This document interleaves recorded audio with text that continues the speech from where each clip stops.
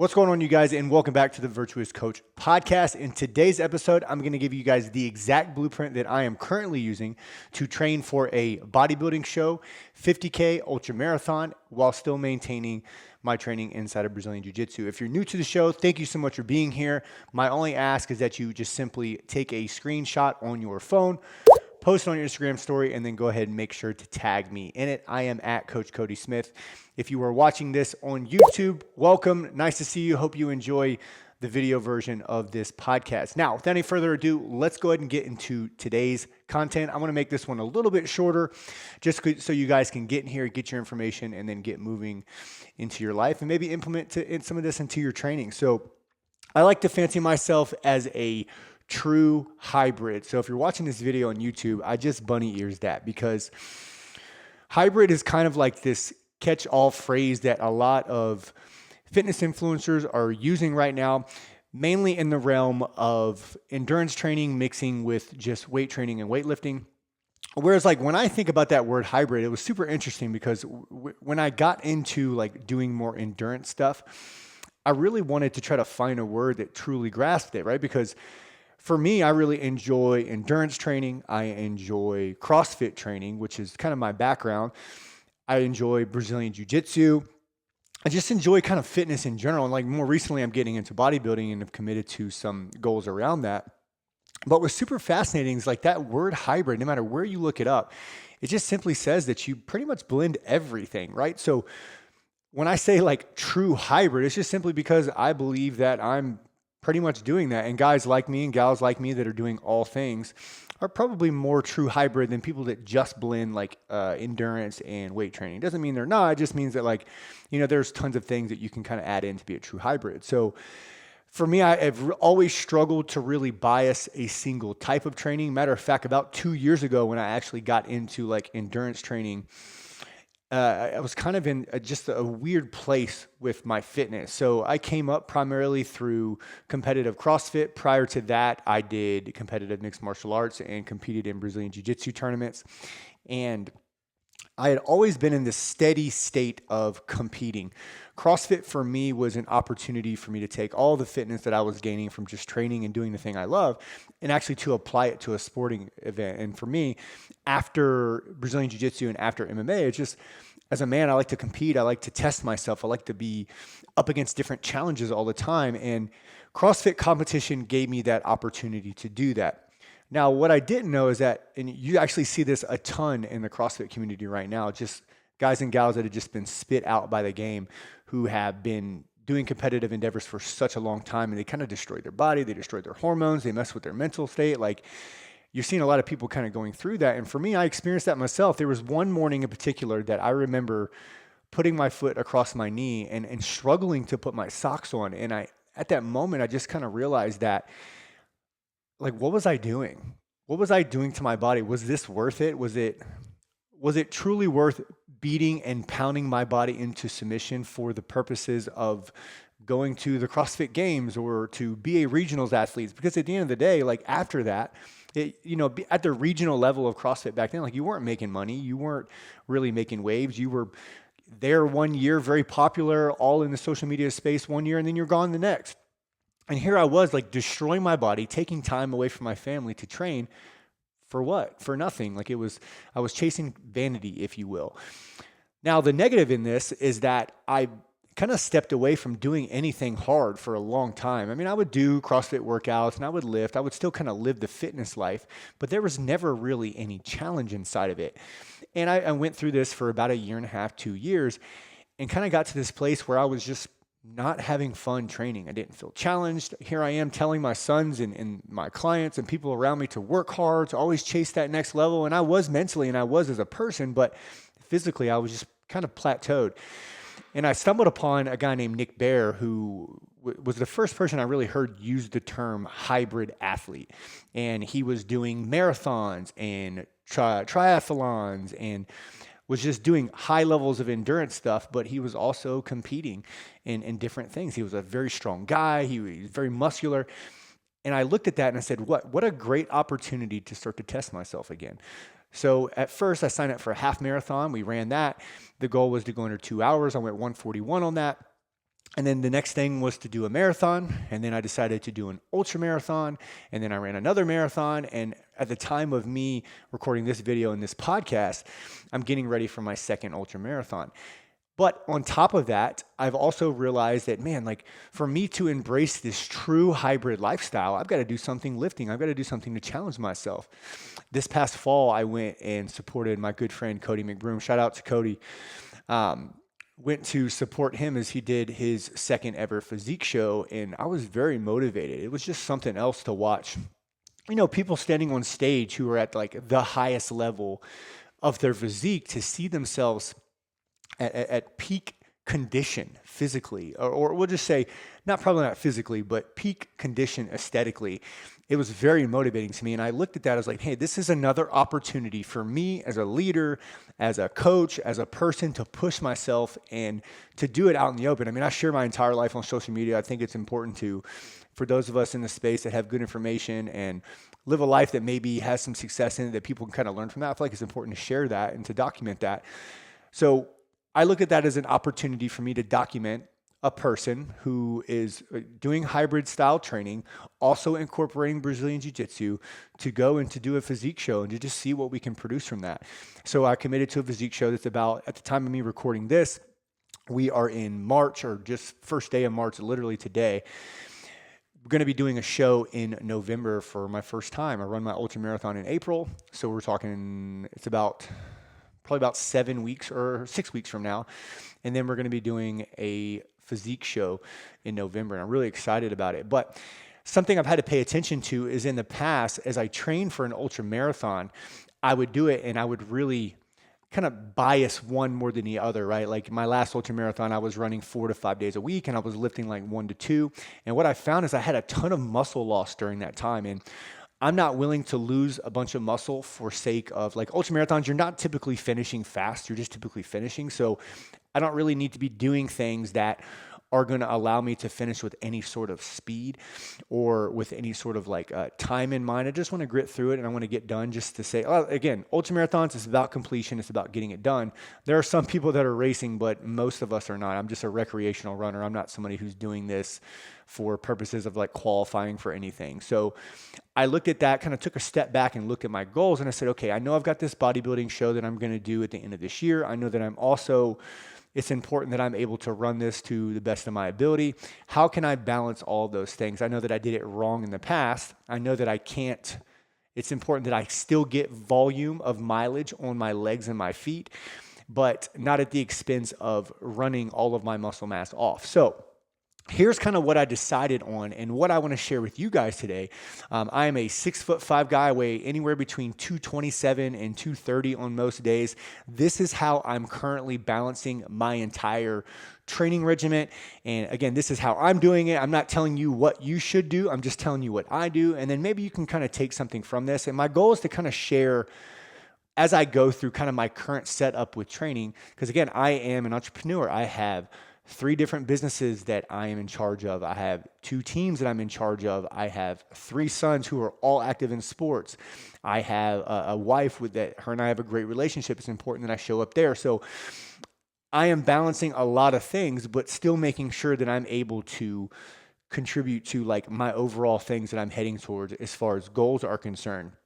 And now with this in mind, something I have always grasped and why I was so drawn to hybrid training is this quote that I heard from a guy named Steve Cook. If you guys don't know who Steve Cook is, he's like, it's so funny because he's like an older head now, but he's like a fitness icon. He's been in the game for such a long time, but he said something on a podcast recently that really resonated with me and put words to really what I'm trying to achieve as an athlete in my life.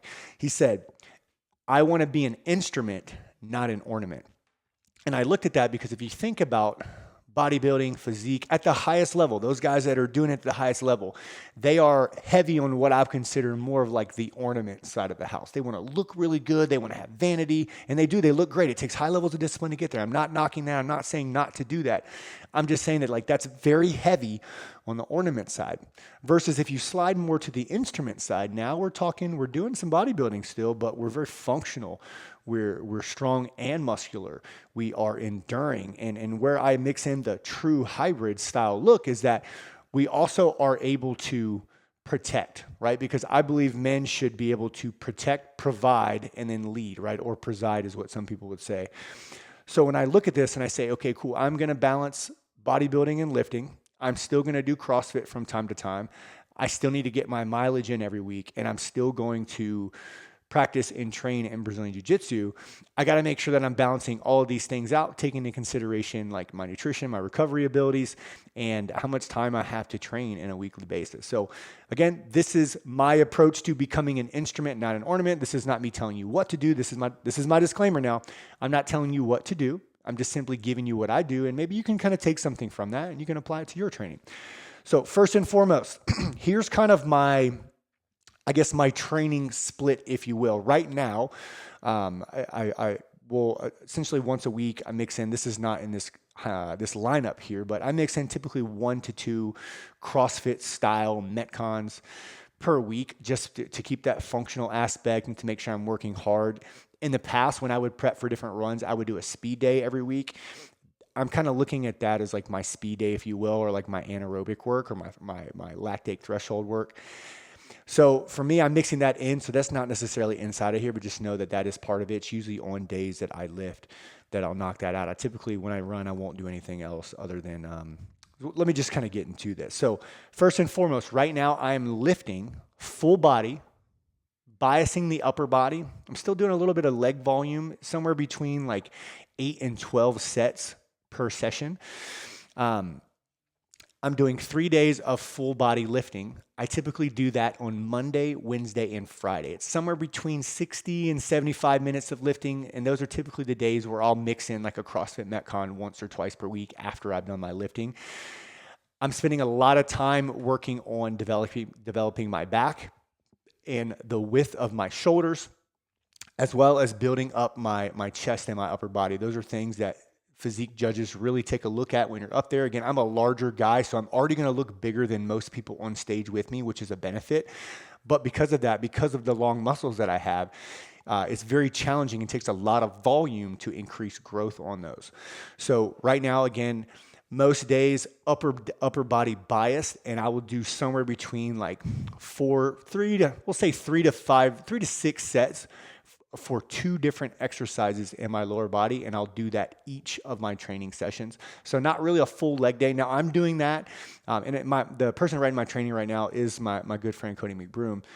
We're doing that because we know that I'm going to be getting mileage on my legs. And if any of you guys are watching this and you are a runner, you're training marathons, you're training ultramarathons, half marathons, you know that it is extremely challenging to run with sore legs, but you can't not train them because you need to build muscle. You need to make sure that you're doing injury prevention stuff, preventative stuff. Because if you're not doing any sort of weight training, you're running, you're an injury waiting to happen.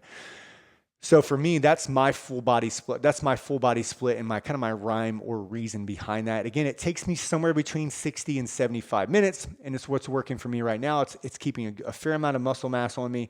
I'm not seeing any atrophy in any of I use the InBody right now just to monitor that. I realize that no body fat scanner is going to be completely accurate, but I use the same scanner at the same days.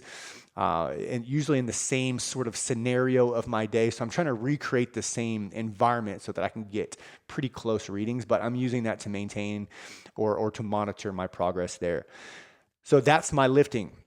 For my running, I started out around 25 miles per week at the beginning of this build, and I'm only running 3 days per week. So in the past, I would run, like I said, I even did a cycle when with my old coach to where I actually trained 5 days a week of running. It was usually like Monday, Tuesday, Wednesday, off Thursday, run Friday, Saturday. My long run was always Saturday, and I'd have like 1 to 2 speed days inside of there. For me, I found that I did get better, but it was a little bit of overtraining for me because, like I said, I've got a lot of things that I do on a day-to-day basis. I try to sleep as much as I can, but I'm on most days, we're talking 6.5, maybe 7 hours of sleep on a good day. I get 8, typically 1, maybe 2 days on the weekends. I can kind of sneak that amount of sleep in, but most days that's all I'm getting. My sons have late night sports activities and we don't get home until late. And once we have dinner and I spend a little bit of time with my wife, that's just what I have left over to sleep. So for me, I know that 5 days a week of running and then trying to mix in some lifting with that was just too much, and I was just unable to recover from it. So for me, I decided as I approached this ultramarathon and I was going to be doing my own training for my ultramarathon training or for my running, I knew that I was going to try to do that with a 3 days per week split. And I realized most running coaches out there are probably going to say that that's not the best approach and that there's more optimal ways. But typically those guys also aren't trying to do a bodybuilding show at, 6 months later. So for me, that has been working great. And I've actually seen a lot of my splits in my like mile per minute paces, old, routes because I tend to run the same routes from training prep to training prep. I've even noticed that my times are a little bit quicker now. And the biggest improvement that I've noticed is that I don't have, there's like this funny meme out there that says that like runners in the morning, they're like so invigorated. They kind of look at everybody else like, oh, I'm better than you. I'm so much tougher. But like the end of the day, they're like knocked out on the couch. I haven't seen that so far. And I think that's because I am training. Again, you can never train more than what you can recover from. So I've noticed that for me, this 3 and 3 split has been enough for me to progress, enough for me to get better, but not so much that I'm like busted up and I can't perform everyday simple tasks because I'm spent from training. So again, 3 days of full body lifting, 3 days of running. I typically will do a easy run on Tuesday, another easy run on Thursday, and then I almost always will do a long run or a timed trail run on Saturdays. So notice I said not necessarily mileage on Saturdays. Sometimes when you're on the trails, like again, for my life, I don't have 5-6 hours to go and train on the trails to make sure that I get the mileage in. So I learned this from Jeremy Miller, my old coach in the past, that sometimes it's not the mileage that you're getting, but the time on your feet. So recently this weekend, my wife and I went and did our long run per se on a local trail here and got about close to 3,000 feet of elevation gain. And we just ran for 3 hours. We went in one direction on some trails for an hour and a half, and then we turned around and we came back down. And that was perfect. I think we got about 13 miles. I know that I was hoping to get somewhere around like 15 to 16, but it just didn't happen. 13 was all we had, and 3 hours is what we needed. We were a lot of uphill hiking. Again, you heard we got a lot of elevation there. So for us, that worked, and that's something I've tried to stick to as we've gone. It's like, hey, when we're going to go hit the trails, I'm going to guesstimate how much time we probably should be on our feet, and we're just going to do that. So like I said, I started at about 25 miles. And what I've attempted to do week after week, deloading every 4th week, is I just increase my weekly mileage by about 10%. Where I would like to end up on my final, I guess you could say like my peak week of this ultra marathon build, is somewhere between 45 and 50 miles. Now, I'm actually not sure like what best practice is. Like the jury's out. It's kind of one of those things that I've always seen in fitness, is that everybody has like their method, their rhyme and reason. But I think when I ran my last ultra and did pretty well in it, I think my peak mileage was 42. So 45 to 50 is what I'm shooting for in a week time frame. By my peak, I think this past week we did 36 miles and felt pretty good. Now, each run is going to take somewhere between an hour and a half to 2.5 hours, which is completely fine. That's the price I'm willing to pay to not have to run all of these days in a row. And that day on, day off thing for me right now has been fantastic. Now, last bit of layered on stuff that I have inside of this is that I'm doing Brazilian Jiu Jitsu twice per week. Sometimes that's, after I've coached a fundamental session. Sometimes that's after our advanced session. But that's somewhere between 60 and 90 minutes of technique work or coaching, and then into some free sparring at the end. Now, that for me, I've been training for a long time. I'm a bigger athlete. Most of the time, there's not a ton of exertion happening for me, just because I am a higher level than most of the guys that I train with. So it's not, when I say that I do Brazilian Jiu Jitsu for like 60 to 90 minutes, that is not pushing to the max effort that entire time. I mean, there's a warm up, there's some stretching, there's some coaching, there's some technique work. Sometimes that can be pretty grueling because you're getting a lot of pressure from your partners and stuff, depending on what the technique is. But usually the sparring grueling part, I'm maybe getting 15 to 20 minutes of hard work there. And that's just depending on what opponents or what sparring partners I get for that evening. If it's one of those nights where I'm training with maybe some of the white belts, some of the lower level blue belts, I'm not really getting a hard training session. But on those nights where like I'm really going after the purple belts or our black belts in the room, or, we have like a visitor or something like that, on those days, I'm probably exerting a little bit more. But again, being a bigger guy, I'm bigger than most people that I train with. I'm heavier than most people that I train with. It's kind of like a cheat code. I'm not using a ton of energy inside of most of those sparring matches. So again, guys, this is my true hybrid training. So true hybrid for me, I'm going to find some term to coin that, but true hybrid to me is being an instrument, not an ornament. That is being a person that can defend himself or herself, that can defend themselves, that can be very enduring, that is functional, but also muscular and strong. And sure, maybe I'm not going to be the most jacked bodybuilder in the world. Sure, maybe I'm not going to be the fastest marathoner in the world. Maybe not the highest level CrossFitter or Jiu Jitsu person in the world. But the fact that I can perform in all of these modalities fairly well, it's something that I really feel good about hanging my hat on, and something that I'm excited to just see what it's doing for my body. I feel the best I've felt in a long time, and I'm still performing well, still able to do CrossFit at a fairly high level. I'm still able to run tons of mileage and do jiu-jitsu, and I'm feeling pretty good about it. My training time per day, depending on the length of my run, is, getting all these things done is somewhere between, unless I have a long run on Saturdays, is somewhere between 75 and 90 minutes. I'm not spending hours and hours in the gym, still able to be a dad, still able to coach, still able to lead. Everything's going super well. I tend to train at somewhere between 5 and 5:30 every morning. Most of the time that's at home, or, I'm out on the trail or out on the road getting my mileage in. That time for me is, I joke sometimes and I call it dad time, because it's like the time of day when nobody needs me. It's the time of day where my kids don't need me. My wife is typically either at work, or she's with me running, or she's sleeping while I'm downstairs training. I've got a full gym at home, so that works out for us, because I'm at the gym a lot of times. I'm getting distracted.